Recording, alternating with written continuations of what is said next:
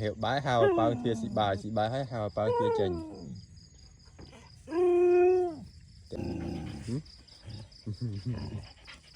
mới cho bạn mà anh mua bài mẹ anh mua bài mẹ anh hiệu bài á bao kia rồi bơ anh tới hay bạn mua chừng mẹ bập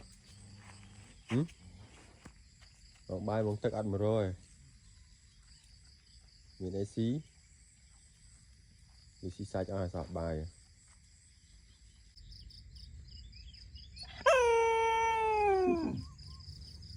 hiệu bái hào bao kia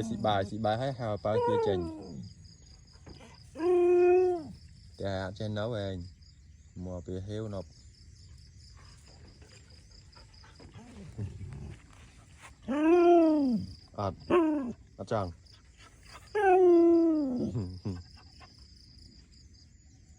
chẳng chén chẳng chố bá ấy nha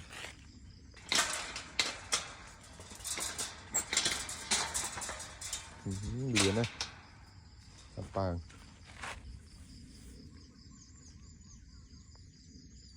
tỏi cho nhá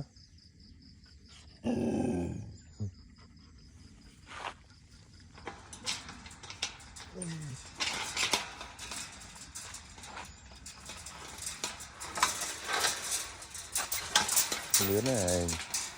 bạt